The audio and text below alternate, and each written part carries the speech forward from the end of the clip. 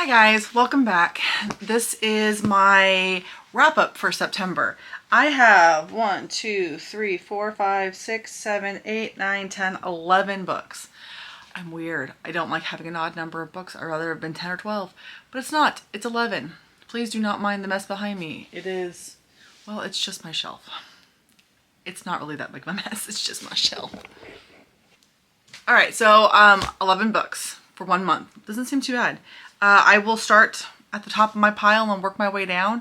They are kind of in order. I will try my best to put them in some semblance of order so that way I'm not hopping around too much. Okay, so one of the books that I read this month is Silverborn. This is the 5th book in the Mercy Thomas series. They're really cute little mysteries that have fae and vampires and werewolves and shifters and all sorts of stuff in them. They're not like highbrow books, but they're fun and I enjoy them. It's about Mercy, who is a coyote shifter who was raised by werewolves. And this is the world that she lives in. She's a mechanic. She owns her own, I almost said studio.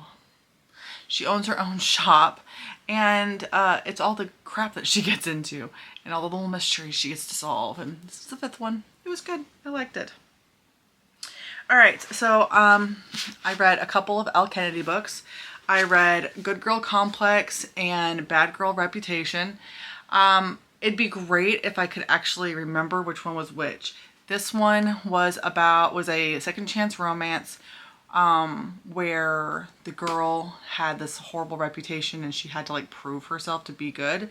And this one is about a rich girl who goes to the college in this small town that's I think it's like in North Carolina or something. And so it's like where all and she ends up falling in love with the townie.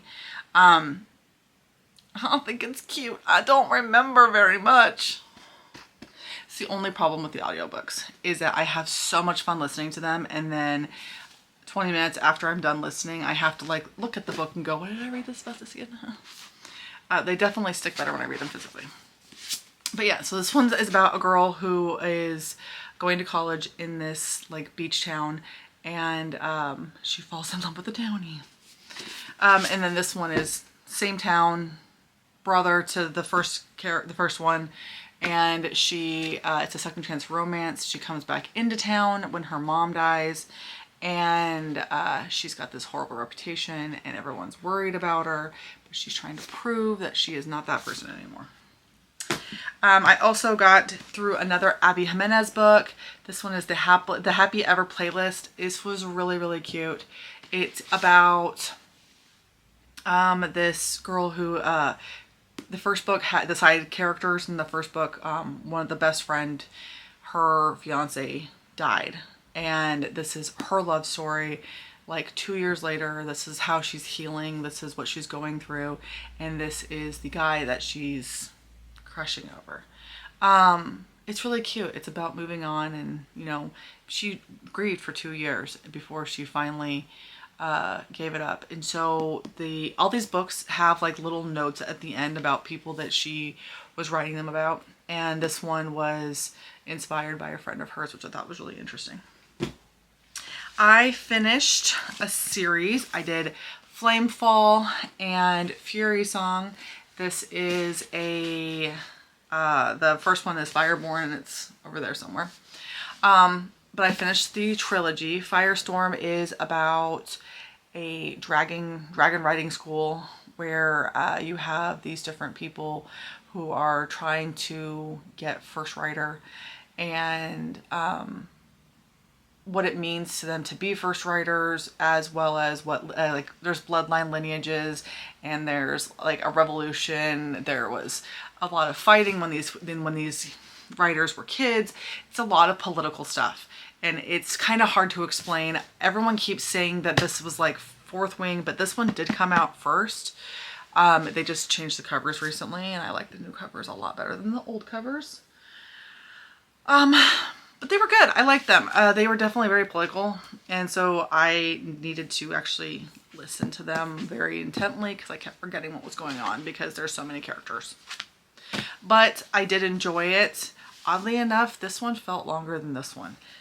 I wonder how many pages they actually are because that bothers me. Let's see, this one is 477 and this one is 480. They're the same length. Go figure. Okay, anyways, moving on. This one broke my heart. Take My Hand is about this black girl who was raised in a more influential household. Her dad is a doctor. She had money. She had education. And she went to school to be a nurse because she thought nurses would be a better spot for her than a doctor like her dad, because she wanted to have them more one-on-one time with the patients. One of her first call outs is to go give the Depo-Provera shot to 2 little girls, one of which hasn't even had her period yet, and who have never even thought about being with a boy. And they preemptively put these girls on the Depo shot because they were poor. And it was a lot about how after segregation ended and people were just as bigoted then. I'm sure they are to a certain extent now. But they went through and they sterilized a lot of kids and they put them on birth controls. They did all sorts of horrendous things to them because they didn't want them to procreate.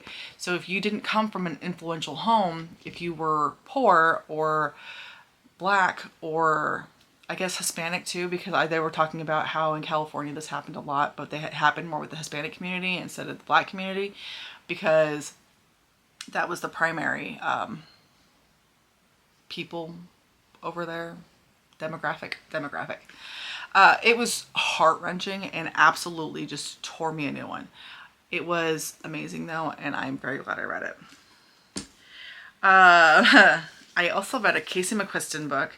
I liked Red, White, and Royal Blue, but I thought it was too long, and it was very, very political, and it was just, overall I liked it. It just wasn't, it was too much. It was too long. This one, on the other hand, was really cute.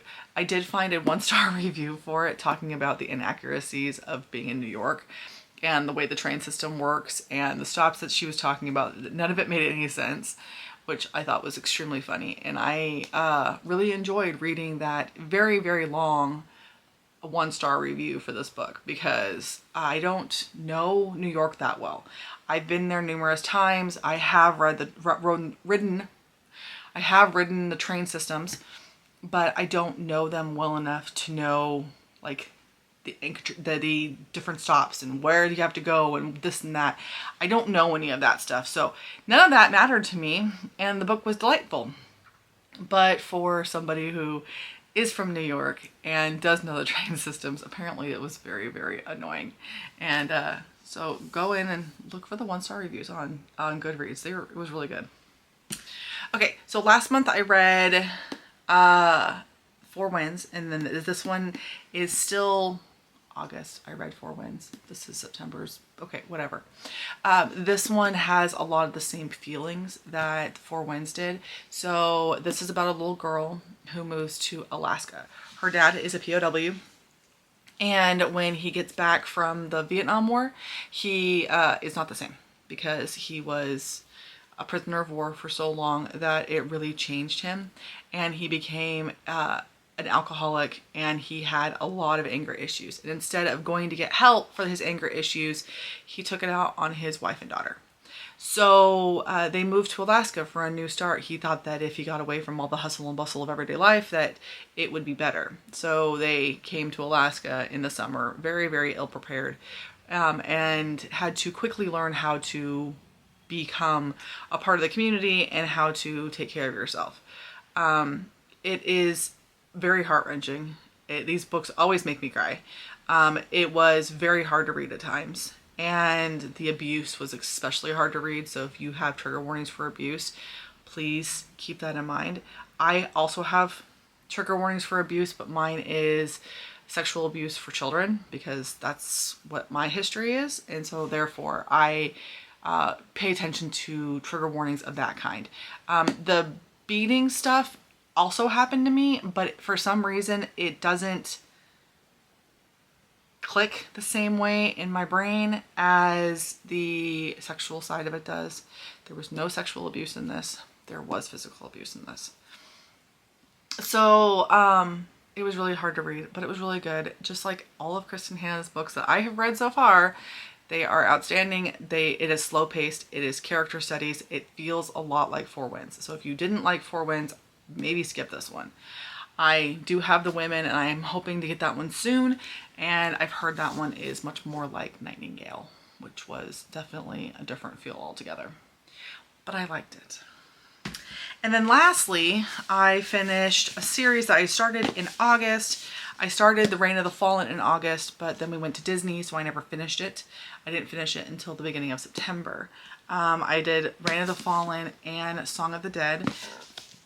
These are about a world where we have necromancers, and necromancers are supposed to bring back the dead of like the rich, like the kings, the queens, the noblemen all get brought back, and they become like these, I don't know how to, the weird undead.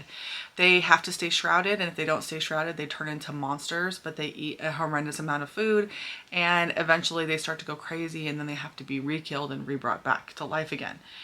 It's kind of messed up.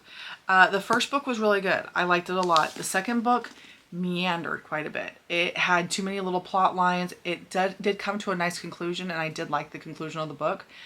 But I feel like the first like half of the book made no sense to why we're doing all this. Like, why are we going on this adventure? It doesn't make any sense for the plot of the book. So this one seemed to meander a little bit. Overall, I liked the series. I think I will give it 3 stars. I don't know if I'm keeping it yet. I might possibly unhaul it. But this is the only ones that I was really unsure about. Everything else I liked a lot. So I've been fairly lucky. Right now I have a couple of books on my shelf that I finished in October, and I am working my way through the Serpent and the Wings of Night series because it got pulled in my TBR jar, and so that's what I'm working on now. But I will talk to you guys again soon in another video. Okay, bye.